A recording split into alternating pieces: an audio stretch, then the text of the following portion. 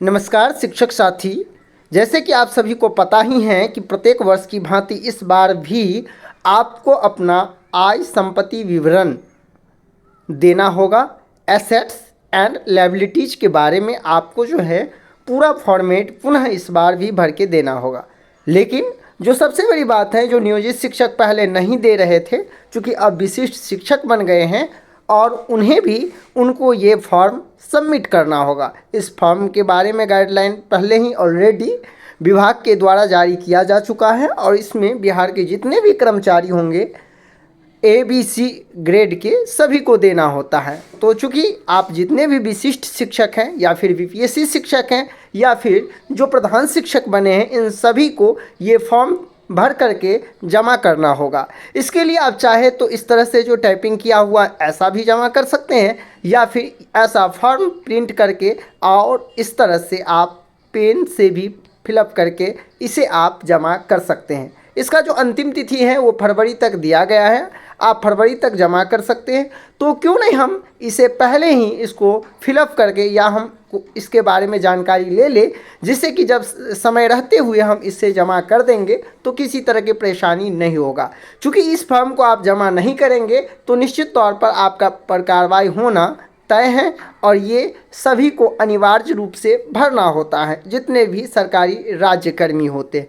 तो आइए हम एक एक करके समझेंगे कि आखिरकार इस फॉर्म को हम खुद से किस तरह से भरेंगे। जो पहली बार इस बार भरेंगे निश्चित तौर पर उनको कहीं ना कहीं समस्या हो सकता है। तो हम समझते हैं इसके बारे में। सबसे पहले तो यहाँ आपको अपना नाम दे देना है, फिर इसके बाद सन ऑफ यहाँ दे देना है, ठीक है। इसके बाद आपका एज क्या है, सन ऑफ, डॉटर ऑफ, जो भी हो आप यहाँ फिलअप कर देंगे, मेल फीमेल जो भी टीचर हैं।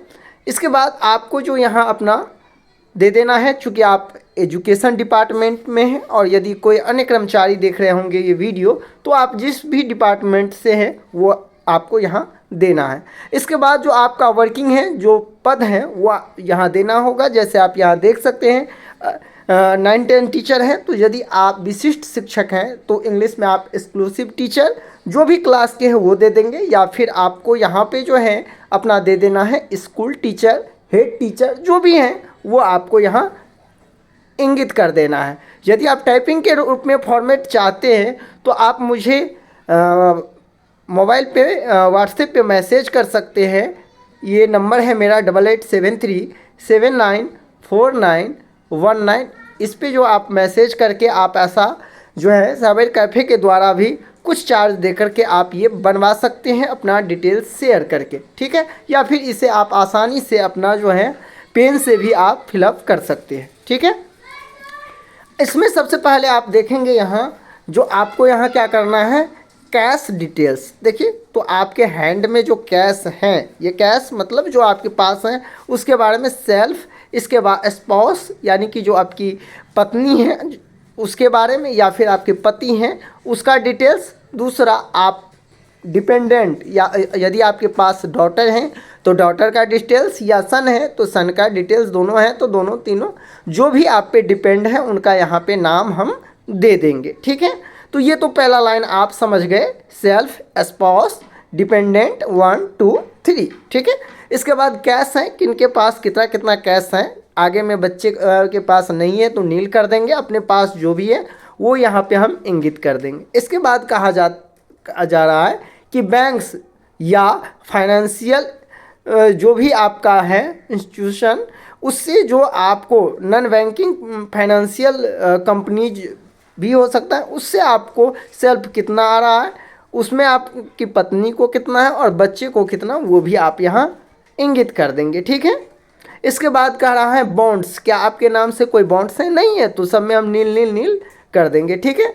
अदर फाइनेंशियल, जो यदि और भी कोई ऐसा सोर्स है जहां आप जो है अपना पैसा रखे हुए हैं, जैसे कि LIC में, जैसे कि और भी कोई आप पॉलिसी ले रखे हैं तो इनकम सोर्स का, तो इसमें भी आप इंगित इसको कर सकते हैं। यदि LIC को पॉलिसी आप नहीं लिए हैं तो नील कर देंगे, यदि आप लिए हैं तो इसमें यदि आपके अपने नाम से हैं तो यहाँ पे आपको दे देना है जो पर मंथ प्रीमियम क्या है या फिर आपका मैच्योरिटी अमाउंट क्या है वो इंगित कर देंगे। ठीक है, 6 मंथ का प्रीमियम है तो आप दे सकते हैं इतना रुपीज़ 6 पर 6 मंथ। ठीक है, ये इंटर कर देंगे, नहीं तो नील आप करते जाएंगे। ठीक है, इसके बाद जो मोटर व्हीकल आपके पास कौन है, 2 व्हीलर है या 4 व्हीलर है, जो भी है, तो जैसे यहाँ पे देख रहे हैं लिखा गया है मोटरसाइकिल और RS जो उनका परचेजिंग अमाउंट है वो दिया गया है। तो यदि आपके पास मोटरसाइकिल है, 4 व्हीलर है, जो भी है, उसमें आप इंगित कर, यदि दोनों है तो आप मोटरसाइकिल प्लस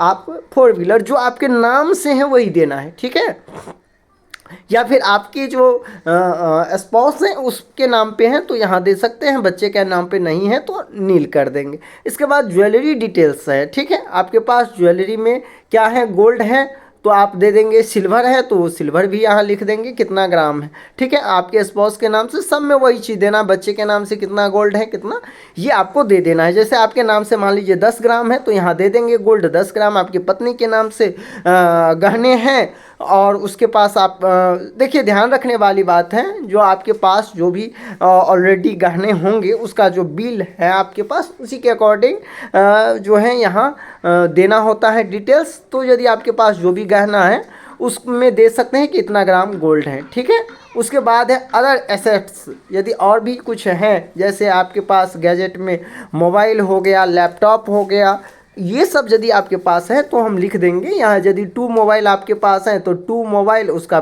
दाम, लैपटॉप है 1 है तो 1 लैपटॉप, इसमें ये बढ़ जाएगा कॉलम। ठीक है, थोड़ा और यहाँ भी आप इंटर कर देंगे। ठीक है, आपके स्पाउस के नाम पे यदि मोबाइल है, आपके बच्चे के पास भी मोबाइल है, देखिए जो भी डाटा हम भरेंगे बिल्कुल बारीकी से भरेंगे और बिल्कुल सही डाटा भरेंगे, क्योंकि ये डाटा आपको प्रतिवर्ष देना होता है और ये डिटेल्स आपका सेव हो जाता है। तो इसमें जो है अपने ही हिसाब से जैसे तैसे नहीं भरना है, जो आपका रियल है उसी के अकॉर्डिंग आपको भरना है। इसके बाद दिया जा रहा है कि एग्रीकल्चर जो है लैंड, यानी कि जो आपके पास एग्रीकल्चर भूमि है तो इसमें आप कितना डिसमल है वो दे देना है।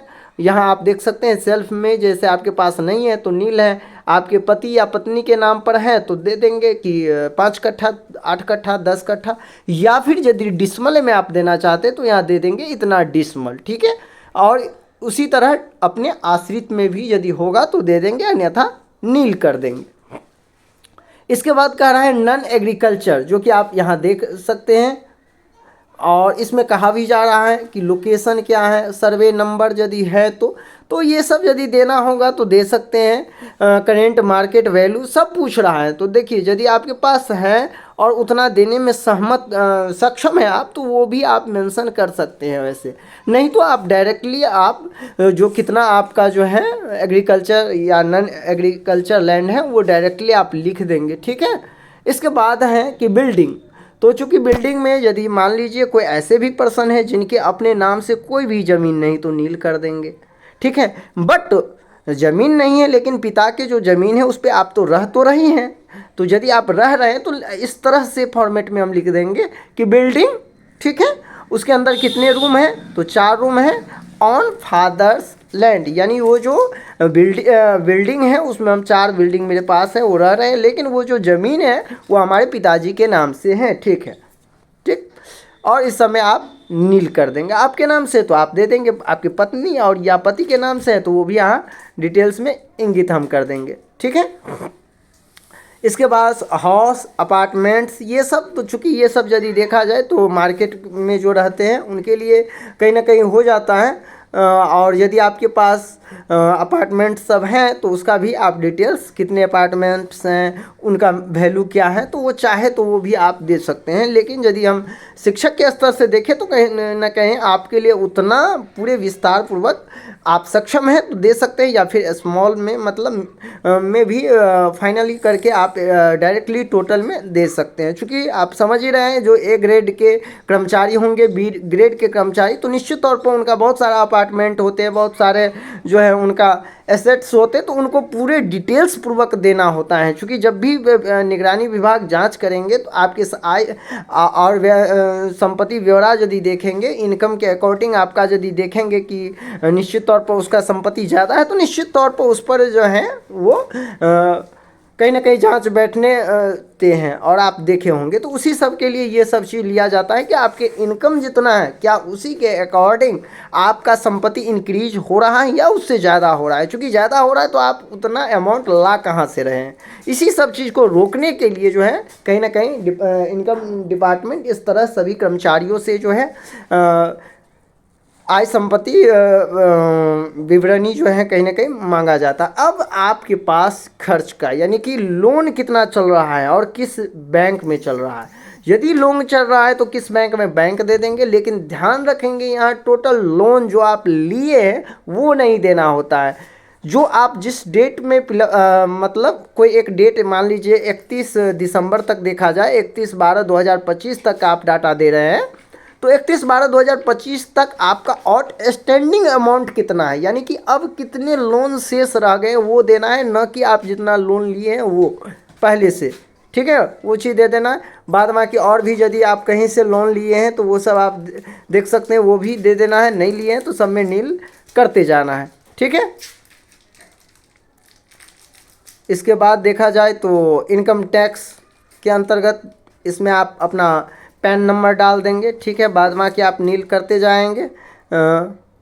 सेल टैक्स सब आप जमा नहीं करते हैं, प्रॉपर्टी टैक्स नहीं देते हैं, चूँकि आपके पास प्रॉपर्टी नहीं है। प्रॉपर्टी यदि होगा और यदि टैक्स दे रहे हैं तो जितना टैक्स आप दिए हैं वो आप यहाँ लिख देंगे। जैसे कि मान लीजिए कोई किसी के पास 10 कट्ठा ज़मीन है और उस 10 कट्ठा ज़मीन का मान लीजिए जो रसीद कटाए हैं तो 250 या 500 या 1000 लगा है, तो वो भी यहाँ पे मेंशन कर देंगे, क्योंकि वो एक खर्च देना है सब। ठीक है, खर्च जब देने के बाद आप नीचे जाएंगे तो यहाँ देखेंगे। देखिए, चूँकि इस चैनल पर जब भी हम कोई भी वीडियो अपलोड करते हैं तो वो शिक्षक से रिलेटेड होता है, और मैं कई बार आप सभी को कह चुका हूँ कि आप इस चैनल को ज़रूर सब्सक्राइब कर लें, क्योंकि इस चैनल पर हम जो भी अपडेट देते हैं बिल्कुल सही अपडेट देने का काम करते हैं, और हम समझ सकते हैं कि आप कब किस समस्या को लेकर कहीं ना कहीं आपके मन में क्या सवाल चल रहा हो, उससे रिलेटेड हम ज़रूर वीडियो अपलोड करते रहते हैं। अब है इसमें जैसे कि आपका प्रान नंबर है वो प्रान नंबर दे देंगे, अपना जेंडर सेलेक्ट कर लेंगे, डेट ऑफ बर्थ दे देंगे। फिर इसके बाद आप किस ग्रुप में है, तो जितने भी टीचर हैं इसी ग्रुप में हैं वो अपना ग्रुप दे देंगे। डिपार्टमेंट आपका हो गया एजुकेशन डिपार्टमेंट, एग्जाम्पल के रूप में यहाँ दे दिया गया है कि शॉर्ट नेम आपको नहीं देना है, पूरे विस्तार से लिख दी। जैसे आप एजुकेशन डिपार्टमेंट बिहार गवर्नमेंट है तो इसको आप यहाँ इंटर कर देंगे। इसके बाद होम डिस्ट्रिक्ट आपको पूछा जाएगा, कौन सा होम डिस्ट्रिक्ट है वो दे देंगे। इसके बाद यहाँ नीचे आप सिग्नेचर अपना कर देंगे इस फॉर्मेट में, और इसके बाद अपना नाम यहाँ दे देंगे, आपका पद कौन है पुनः यहाँ लिख देंगे। इसके बाद यहाँ एजुकेशन डिपार्टमेंट ऑलरेडी रहेगा ही, प्लस आप जहाँ पे जॉब कर रहे हैं वो दे देना है, और जिस डेट को आप सबमिट करेंगे वो डेट यहाँ दे देना है, और फाइनली आपका फॉर्म सबमिट हो जाएगा। यही चीज़ आप देखेंगे तो एक फॉर्मेट हम दिखाए हैं यहाँ कि पेन से किस तरह से भरना है, सेम इसी तरह हम पेन से भी भर लेंगे चाहेंगे। और या यदि चाहते हैं इस तरह के फॉर्मेट मुझे टाइपिंग करके मिल जाए, कुछ मामूली साइबर शुल्क दे करके 10-20 रुपये आपको जो भी साइबर शुल्क लेगा हम बनवा देंगे, यदि आप मुझे कांटेक्ट करते हैं तो यही पूरा का पूरा आपका प्रोसेस था, और इसी के माध्यम से आपको निश्चित तौर पर अपना पूरे फॉर्मेट बना करके अपने डिपार्टमेंट में सबमिट कर देना। उम्मीद करते हैं वीडियो आपको अच्छा लगा हो, और भी अधिक से अधिक शिक्षकों तक इस वीडियो को शेयर करें, जिससे कि उनको भरने में किसी तरह की परेशानी न हो और समय पर वो अपना संपत्ति विवरण ब्यौरा भर सके। धन्यवाद।